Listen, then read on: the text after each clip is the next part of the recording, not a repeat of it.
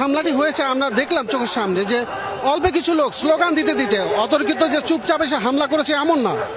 সেখানে খালের ওই প্রার্থী অর্থাৎ প্রায় 3 থেকে 400 গজ দূর থেকে তারা স্লোগান দিয়ে এই সমাবেশস্থলে এসেছিল। তখন কিন্তু মাঠ ফাঁকা, বৃষ্টি হচ্ছিল। তখন এখানে যে সমাবেশস্থলে নিরাপত্তা দেওয়ার জন্য সামনে পেছনে এপিবিএন এবং পুলিশ সদস্য 2টি দল এখানে উপস্থিত ছিল।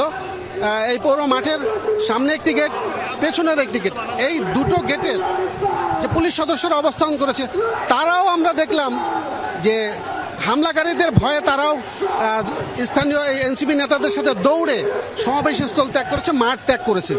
এখন তারা খবর পেয়ে বর্তমানে এখন আমরা দেখছি যে যারা অতিরিক্ত পুলিশ যারা আশপাশে ছিল তারা এসছেন, আসার পরে পরিস্থিতি ঠান্ডা হয়েছে। কিন্তু তাদের বক্তব্য যে তারা বুঝে ওঠার আগে এ ধরনের ঘটনা ঘটে গিয়েছে, এখন পুরোটা তাদের কন্ট্রোলে, এটা তারা দাবি করছেন। কিন্তু যেটা আমরা দেখতে পেলাম যে এটা খুবই দুঃখজনক। এই ধরনের কোনো পরিস্থিতি সকাল থেকে তৈরি হচ্ছিল, যেখানে সকালবেলা এনসিপি নেতৃবৃন্দ পদযাত্রা যেই সড়ক দিয়ে আসবে, সেই গাড়ি বহর যেখান দিয়ে আসবে, সেখানে সকালে প্রথমে একটি পুলিশের গাড়িতে হামলা করা হলো, আগুন দেওয়া হলো, বেশ কয়েক পুলিশ সদস্য আহত হলো।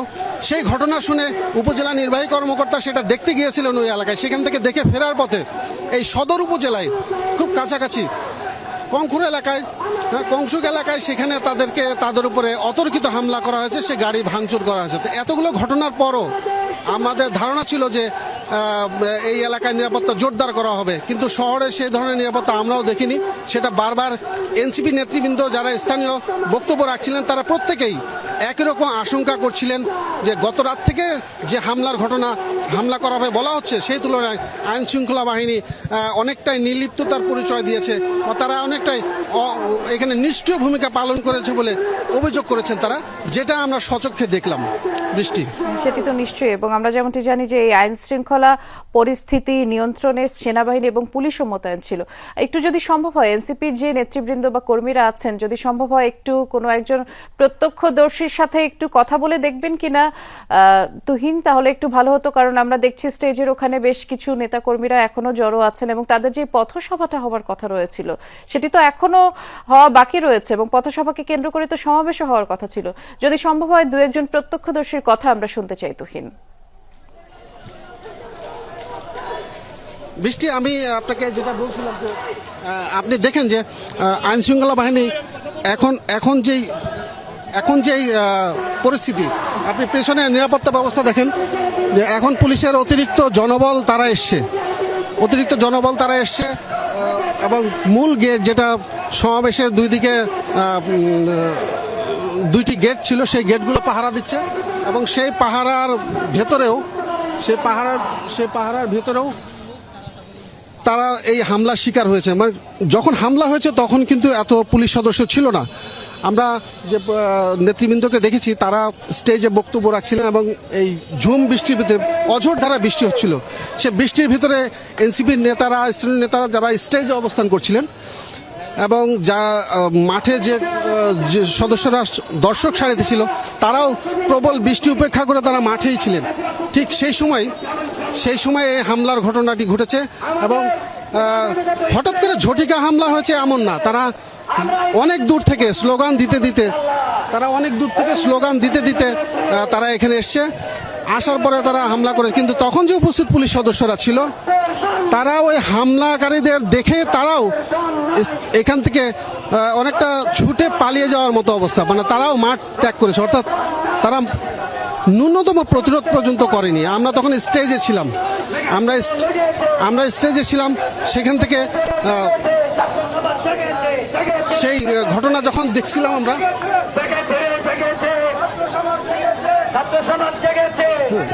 কারণ আমরা এনসিপির যে নেতৃবৃন্দ তারা থাকার চেষ্টা করেছিল, তারা সেখানে ন্যূনতম প্রতিরোধ করার চেষ্টা করেনি।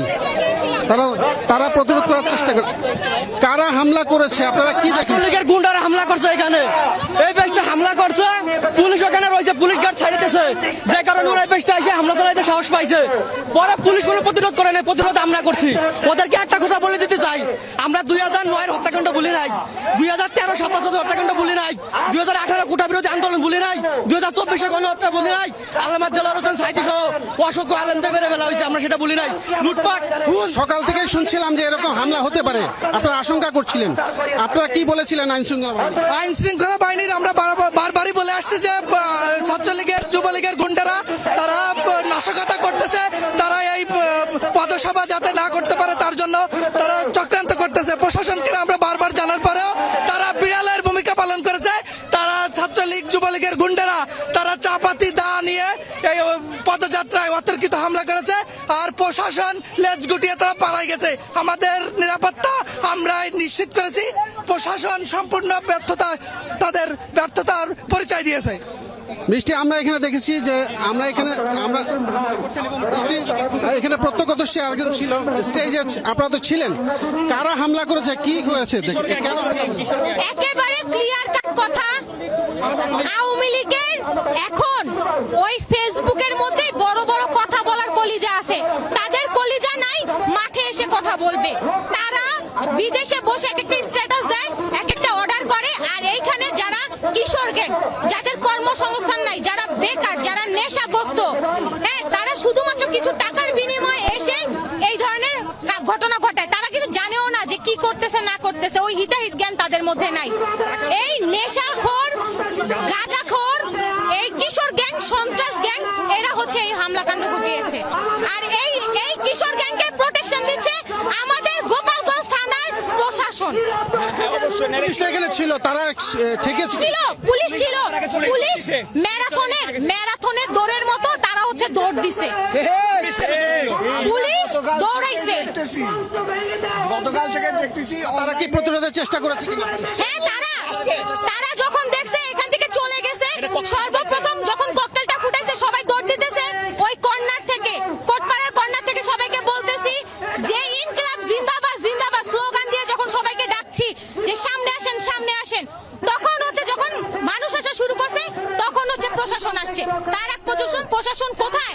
এই যখন ধাওয়াটা দেওয়া শুরু করলো আমরা প্রশাসনকে দেখি নাই, তারা কোথায়?